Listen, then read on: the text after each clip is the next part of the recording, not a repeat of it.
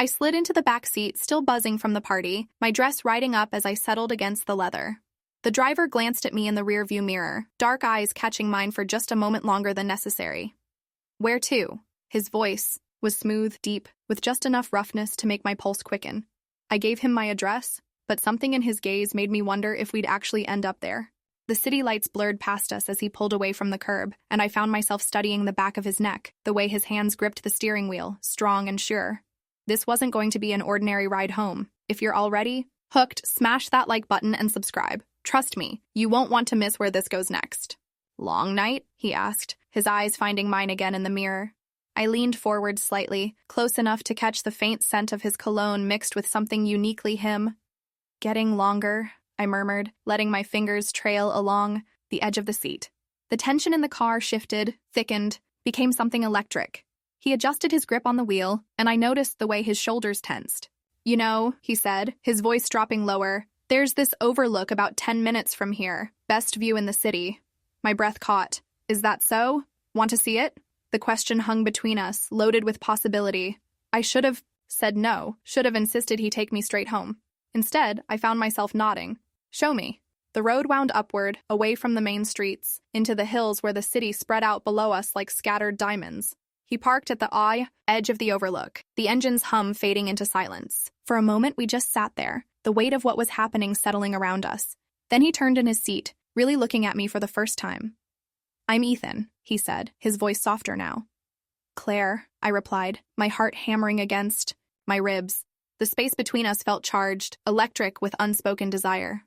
"Come up front," he said, patting the passenger seat. I didn't hesitate. The moment I settled beside him, everything changed. The air crackled with tension, with want. His hand found mine, fingers intertwining, and the simple touch sent heat racing through my veins. "Tell me you feel this too," he whispered, his thumb tracing circles on my palm. I turned to face him fully, my knee brushing against his thigh. "I do." The admission came out breathless, desperate. He leaned closer, his free hand coming up to cut my cheek. "I don't usually do this," he said, his breath warm against my lips. "Neither do I whispered back. And then we were kissing, soft at first, tentative, testing. But the moment our lips met, something ignited. The kiss deepened, became hungry, urgent. His hands tangled in my hair, and I pressed closer, feeling the solid warmth of his chest against mine. When we finally broke apart, both breathing hard, he rested his forehead against mine. "We should probably—" "Don't," I cut him off, my hand finding the back of his neck. "Don't overthink this." He smiled, slow and devastating. "You sure?"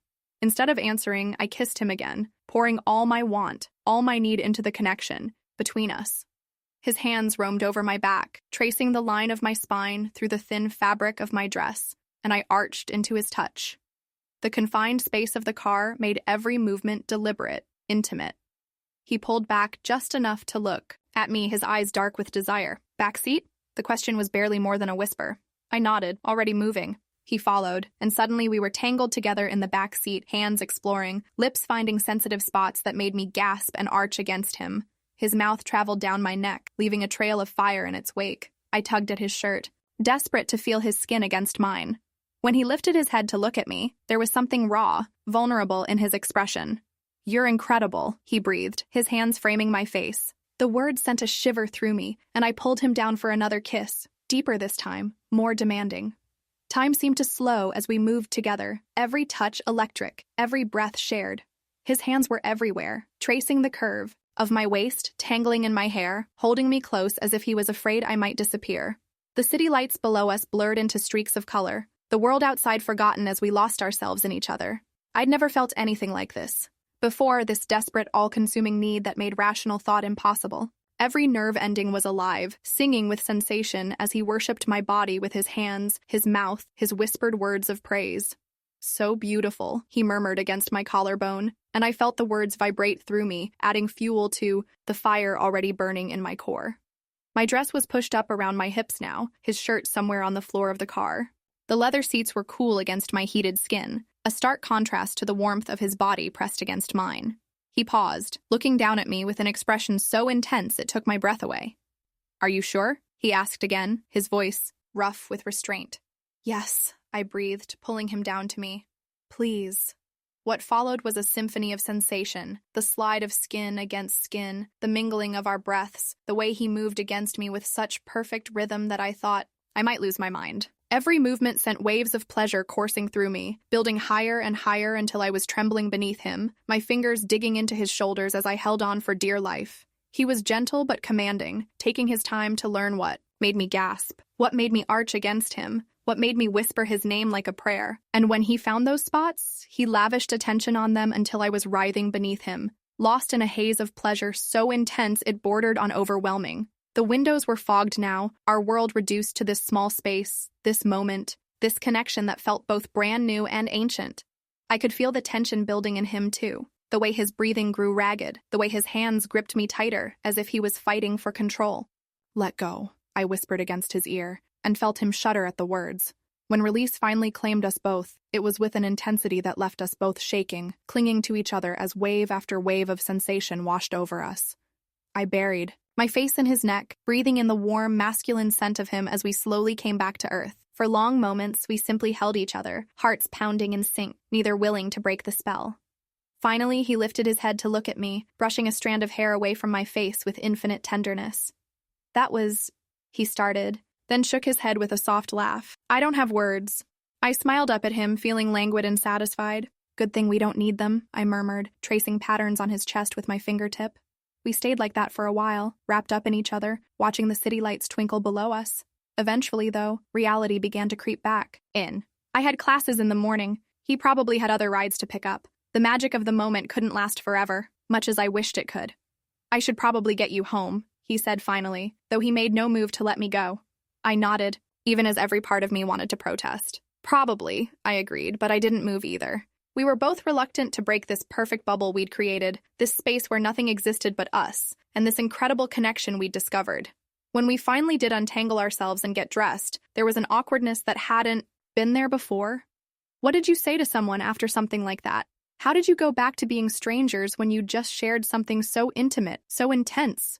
He started the car without a word, and we drove in silence for a while, the weight of unspoken thoughts filling the space between us. As we got closer to my apartment, I found myself dreading the moment when this would end, when he would drop me off and drive away and this would become just a memory. "Claire," he said as we pulled up outside my building. I turned to look at him and saw my own uncertainty reflected in his eyes. "I know this is probably crazy, but I'd like to see you again. If you want to, I mean." Relief flooded through me, mixed with something that might have been joy. "I'd like that too," I admitted, and watched his face break into a smile that made my heart skip a beat. He pulled out his phone and handed it to me. "Put your number in," he said. "I'll call you tomorrow if that's okay." I nodded, fingers trembling slightly as I entered my contact information. When I handed the phone back, our fingers brushed, and I felt that same electric spark from earlier.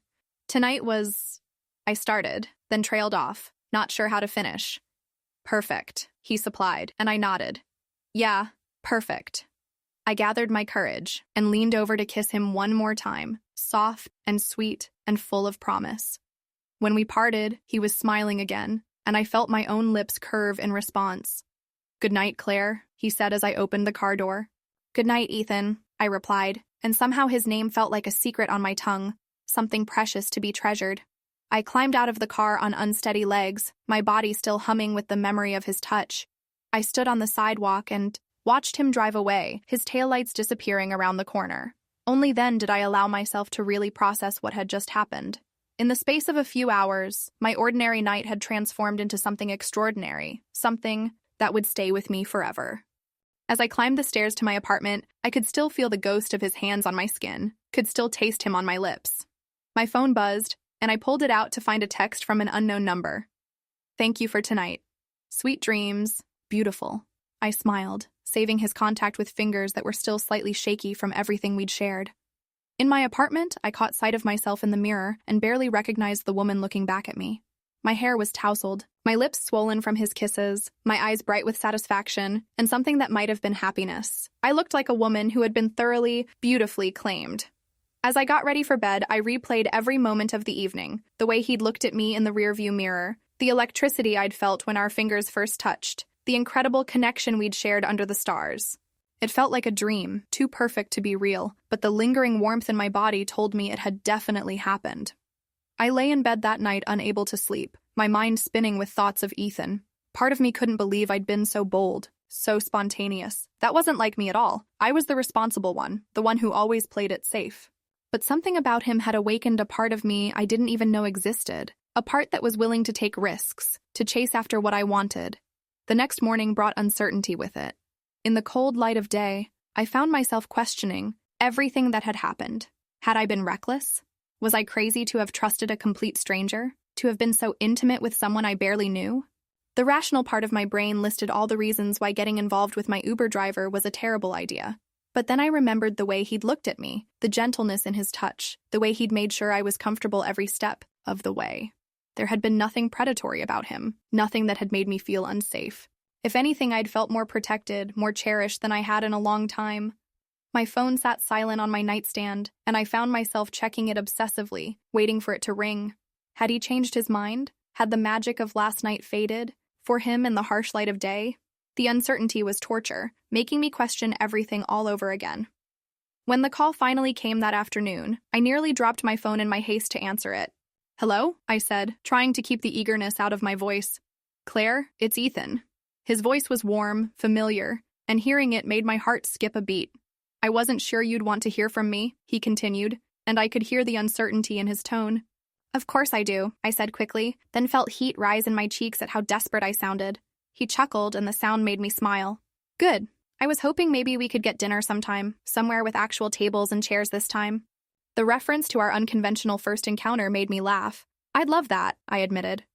We made plans for the following evening, and as I hung up the phone, I realized I was smiling so hard my cheeks hurt. Whatever this was between us, this connection, this attraction, this perfect storm of chemistry, it wasn't over. If anything, it was just beginning. The restaurant he chose was small and intimate, the kind of place where conversation flowed as easily as the wine. We talked for hours, learning about each other in ways that went beyond the physical connection we'd shared. He told me about his dreams of starting his own business, about the photography he did on the side, about his family back east. I found myself opening up in ways I rarely did, sharing my fears about medical school, my hopes for the future, the dreams I'd never spoken aloud. "You're not what I expected," he said as we shared dessert, his eyes warm in the candlelight. "What did you expect?" I asked, suddenly curious. He smiled, reaching across the table to take my hand. "Someone who would regret last night. Someone who would want to pretend it never happened." I squeezed his fingers, feeling that familiar spark at the contact. "Never," I said firmly. "Last night was incredible." His smile widened, and I saw relief in his eyes. "So what happens now?" he asked, his thumb tracing circles on my palm in a gesture that was becoming familiar. I felt bold suddenly, emboldened by the wine and the warmth in his gaze. "Now you take me back to your place," I said, watching his eyes darken at my words. "And we see where this goes." The drive to his apartment was charged with anticipation, every red light an eternity, every turn bringing us closer to whatever came next. His hand found mine across the center console, and I marveled at how right it felt, how perfectly our fingers fit together. His apartment was exactly what I'd expected, clean but lived in, with photography prints on the walls and books scattered on every surface. But I barely had time to take it in before he was pulling me into his arms, his mouth finding mine with desperate hunger. This time we had space to spread out, time to take things slow. He led me to his bedroom, his hands gentle but sure as he began to undress me, pressing kisses to each inch of skin he revealed. The intimacy was different here, deeper somehow, as if we were peeling back layers of ourselves along with our clothes. When we finally came together, it was with a passion that surpassed even our first encounter. He worshipped my body with a thoroughness that left me gasping, trembling, completely undone. And when I returned the favor, exploring him with hands and mouth until he was the one trembling beneath me, I felt a sense of power and connection that was intoxicating. We moved together like we'd been made for this, for each other, our bodies finding a rhythm that felt both new and ancient. Every touch, every kiss, every whispered endearment built the tension higher until we were both teetering on the edge of something explosive, and when we finally tumbled over that edge together, crying out each other's names as waves of pleasure crashed over us, I knew with absolute certainty that this wasn't just a fling, wasn't just physical attraction. This was something real, something that could grow into something beautiful if we let it. Afterward, we lay tangled together in his sheets, skin cooling in the night air. He traced lazy patterns on my shoulder, and I could feel his smile against my hair. "I have a confession," he said quietly. "What's that?" I murmured, already half asleep against his chest. I wasn't actually working last night. I was heading home from my friend's place when I saw you standing there and something made me pull over. I lifted my head to look at him, seeing sheepishness mixed with something deeper in his expression. You mean you're not actually an Uber driver? He shook his head. I mean, I do drive for them sometimes for extra money, but last night, I just couldn't drive past you. The admission should have alarmed me, but instead I found myself smiling. So you picked up a random stranger because you looked like trouble, he said, grinning. The best kind of trouble. I laughed, settling back against his chest. Well, you were right about that. His arms tightened around me, and I felt safe, cherished, exactly where I belonged. As I drifted off to sleep in his arms, I marveled at how one spontaneous decision had changed everything. Sometimes the best adventures begin when you're willing to change course, to take an unexpected detour that leads somewhere you never imagined. That night, I learned that the most incredible connections can happen when you least expect them, with people who make you brave enough to be someone you didn't know you could be. So tell me, would you have gotten in that car? Would you have been brave enough to say yes to the unknown, to let a stranger show you a different view of your city and yourself? Drop your thoughts in the comments. I want to know if you're the type to take the scenic route or stick to the GPS. Don't forget to like this video and subscribe for more stories that'll make you question your own boundaries. Hit that notification bell so you never miss when passion meets spontaneity. Thanks for riding along. See you in the next one.